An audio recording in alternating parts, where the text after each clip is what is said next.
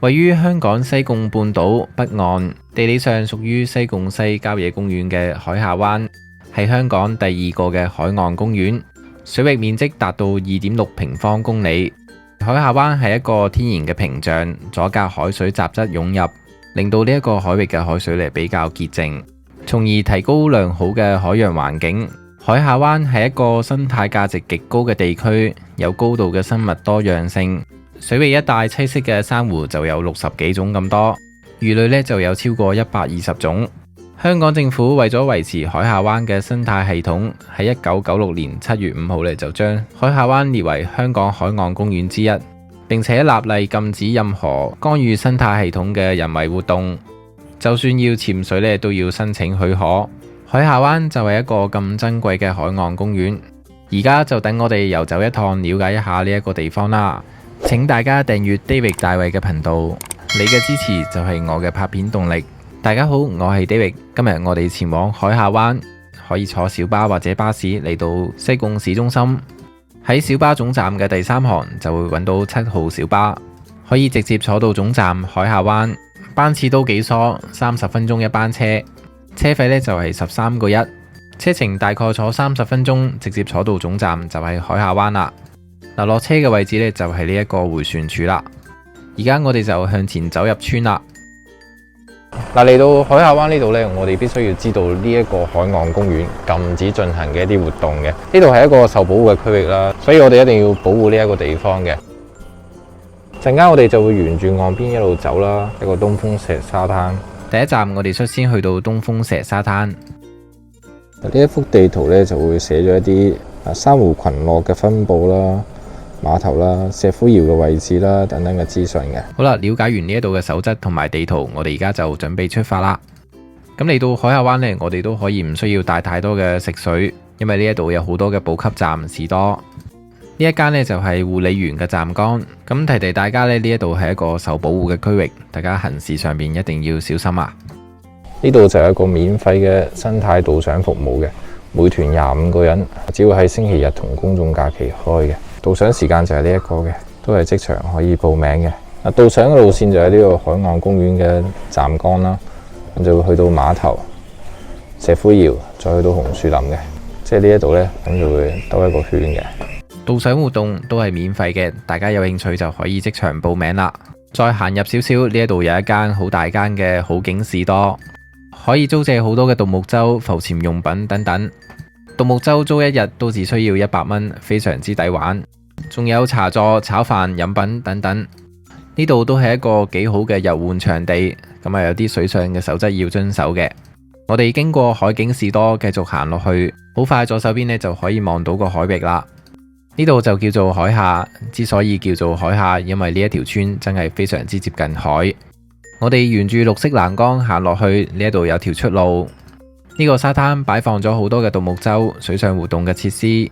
呢度就係我哋今日嘅第一站東風石沙灘啦。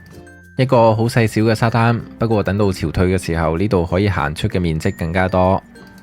今日率先嚟到嘅呢個沙灘叫做東風石沙灘，擺咗好多嘅獨木舟喺度啦，咁租都好平嘅，100蚊就可以租一日玩嘅，都好抵玩嘅。同埋呢度嘅環境真係好舒服啊！海下灣其實都係俾好多群山所包圍住，所以呢度嘅風浪都係好平靜。有好多嘅珊瑚群落啦，同埋呢度啲水好清澈嘅。而家我就爬上去岩石上邊欣賞一下呢一度嘅風景啦。一個河山水秀，非常之靚嘅風景啊！呢一個海下灣真係非常之寧靜舒服啊！尤其是平日呢啲日子更加冇人嘅日子就更加舒服啦。咁我以前經常都會嚟呢一度浮潛嘅，啲水非常之清澈。咁而家我就先用航拍機嚟了解一下呢一個海下灣嘅地形先啦。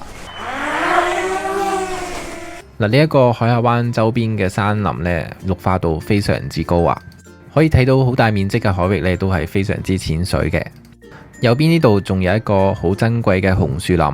我哋再望翻出去海下灣對開嘅海域啦。呢一帶嘅水域都係被群山所包圍住嘅，形成咗一個天然嘅屏障，阻隔外來嘅雜質，令到海下灣水域入邊嘅水質長期保持一個較清澈嘅水質。淺藍色屋頂呢一個建築就係海下灣海洋生物中心，可以煲一啲玻璃嘅快艇窺視海底世界。好啦，頭先用航拍機咧，大概都了解過呢一個海下灣嘅地形啦。咁啊，呢一度有一個紅樹林嘅，我哋率先過去參觀一下先。海下灣呢度嘅紅樹林呢，都係一個幾值得參觀嘅地方。嗱，呢條路行過去紅樹林呢，就唔係咁啱嘅，因為有一條正式嘅路呢，冇咁辛苦嘅，不過貪方便先咁行嘅啫。咁其實呢度呢都好淺水啊，如果潮退嘅話呢，真係可以行到好出嘅。頭先海景士多嘅旁邊呢，其實有條小路可以嚟到呢一度擺放好多獨木舟嘅地方。再行前少少，呢一度有一塊紅樹林嘅導賞牌，介紹海下灣紅樹林生態價值。嗱，呢一塊導賞牌咧就介紹咗香港有8種嘅真紅樹嘅植物嘅，咁包括就係秋茄啦、紅花樹、白骨漾、銀葉樹、海漆、木欖同埋老鼠辣嘅。咁喺海下灣呢度咧，一共就有6種咁多啊。有啲朋友咧就會問，點解呢一度咧會稱之為紅樹林呢？咁原來呢一度就有解釋到啦。相傳咧呢個紅樹嘅名稱咧就係早期由馬來西亞人咧利用木欖嚟提取丹寧，製作紅色嘅染料嘅，咁所以呢一度嘅植物呢，就叫做紅樹林啦。紅樹林點解叫做紅樹林呢？終於得到解答啦。再行前多少少，呢度冇辦法啦，都真係又要涉水過去啦。嗱，呢一度冇辦法啦，一定要涉水過去啦。咁如果平時潮退嘅時候呢，呢度其實都好淺水嘅，都可以行得過嘅。但係今日因為潮漲冇辦法啦，都要間水行過去啦。嗱，走到呢度咧，潮漲嘅時候呢，啲海水就可以湧入去呢個區域上邊，就會形成咗一個好特別嘅潮間帶。呢一個地帶嘅外形非常之靚，呈現一個半月形，而且仲有海面上嘅倒影，晶瑩剔透嘅水底，茂密嘅綠色植物都映襯得非常之和諧。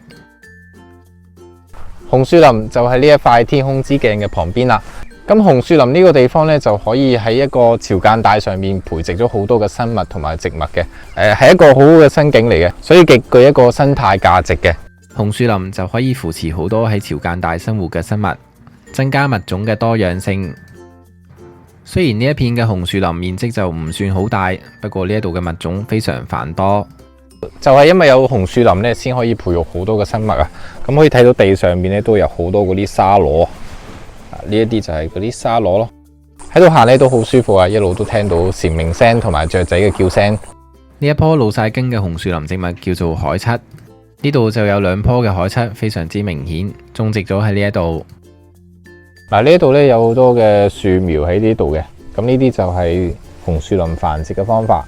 呢度就係海下灣一處小小嘅紅樹林，面積雖然唔算大，但係物種非常繁多。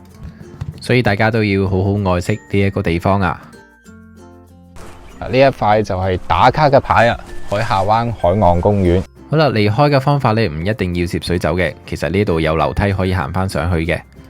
行翻出去嘅途中，呢度可以遇到一條嘅溪澗，呢啲水呢，就係會流翻落去下邊嘅潮間帶。繼續靠住左手邊行呢，好快我哋就可以見翻民居嘅地方。上翻去村莊民居嘅小路上面。好快我哋又出返嚟好景士多啦，咁呢度就係還原返起點啦。繼續沿住綠色欄杆行過去，我哋今次呢就會靠住右邊裙邊行一個圈啦。呢度係一個村民嘅石灰窯，非常之特別嘅地方。嗱，呢一個呢就係海下灣呢有4個石灰窯遺跡其中之一個啦，咁亦都係保存得較為完整嘅一個。咁啊，等我哋一齊行入去睇一睇啦。呢啲嘅石灰窯呢，其實存在好高嘅歷史價值嘅，亦都引證咗呢一個地方嘅特色。一啲沿海嘅地區，海洋資源豐富呢，都會見到呢一啲嘅石灰窯。嗱，呢一個石灰窯呢，就係證明咗呢一度以前一帶呢，都有好多嘅珊瑚群落，生長得非常之茂盛。咁佢哋就可以攞呢一啲嘅骨架呢，嚟燒成石灰，再攞嚟做建築嘅材料啦。離開石灰窯，繼續沿住海岸行過去。咁其實呢一條路呢，一啲都唔辛苦，要上山嘅高度呢，亦都唔算係好多。而家呢，就沿住呢一條路一路行到去灣仔，沿途上呢，都可以望到呢一啲風景啊。咁其實都係一個打卡嘅景點嚟嘅，望落去下邊嘅風景呢，都好靚嘅。繼續行呢，呢一塊牌就介紹咗浮標嘅用意。呢條大灘郊遊徑嘅路線上面呢，其實路程非常之簡短。如果我哋要去大灘嘅話呢，路程大概需要3個鐘；如果我哋去南風灣呢，大概需要半個鐘左右。都係一條幾輕鬆嘅路線，唔會太過辛苦。而家我哋就沿住欄杆行落去下低嘅碼頭啦。下低呢，睇呢一個海下灣，感受呢一度嘅環境呢，都係幾正嘅地方。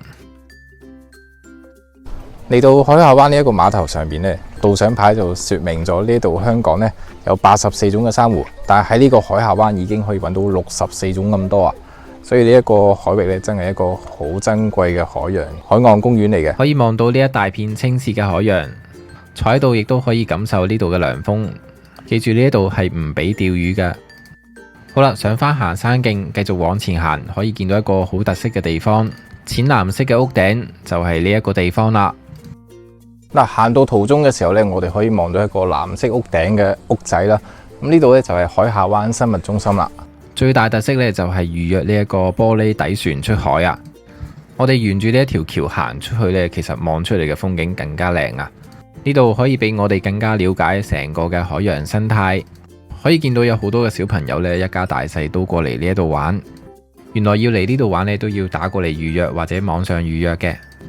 呢度非常之好啊，提供咗一個飲水機啊，大家郊遊嘅時候口渴呢，就可以喺度斟水啦。呢度呢，就會有一啲展館呢，俾我哋認識一下海底嘅世界，亦都有啲展品可以睇到一啲特別嘅珊瑚礁形態。好啦，最重要呢，呢度係可以坐喺架玻璃底船出海嘅。呢個 package 喺網上睇呢，要500蚊一個人，兩個人都係500蚊，好似幾貴。不過有興趣嘅朋友呢，都可以喺下邊嗰條 link 度預約嘅。離開呢一個海洋生物中心，繼續我哋嘅旅途。餘下嘅路程呢，都非常之簡短，好快我哋就嚟到差唔多臨近南風灣嘅地方啦。睇下呢度望出去嘅風景幾咁河山水秀。面前呢一處嘅地方呢，就係我今日最後想介紹大家認識嘅地方啦。落埋呢一條樓梯，下邊就係一處好重要嘅分叉口啦。如果有氣力想行埋落去嘅話呢，呢條路就可以往大灘嘅，需要2個鐘時間。等我哋睇睇呢一張地圖先。我哋而家身處嘅位置呢，就係南風灣同埋海下灣嘅交界位呢一度。好啦，翻返嚟呢度呢，我哋喺海下灣行咗1個鐘左右呢，就嚟到呢一個南風灣同埋海下灣嘅交界位呢一度啦。呢度有2種方法可以出返去嘅。咁第一種呢，就可以沿住呢條路一路行到落去大灘嘅，就要2個鐘嘅。咁再快啲嘅方法就可以去到南風灣碼頭呢度，直接搭船離開嘅。不過喺南風灣搭船呢嘅船只會喺星期6日先會開，行15分鐘就可以去到呢個碼頭噶啦。咁但係咧，呢度有一個地方一定要去嘅，就係咧呢一個交界位入邊呢個碼頭呢個位啊，好靚嘅。所以而家咧我哋就睇埋呢一個地方先走啦。而家就行呢一條路落去啦。地圖嘅旁邊就會有一條好陰森嘅小路，可以行落去渡頭嗰一度。出返嚟嘅呢度呢，就可以望到頭先望落嚟嘅風景，同埋可以望到藍色屋。嚟到啦，就係呢一個地方啦。呢一個海岸呢，非常之靚。上一次喺嗰個南風灣嗰條片呢，都介紹過呢個地方，超靚。嗱，行過嚟呢一度呢，非常之寧靜啊。唔知大家望住呢一片嘅風景，又感唔感受到呢一度帶俾我哋嘅決意呢？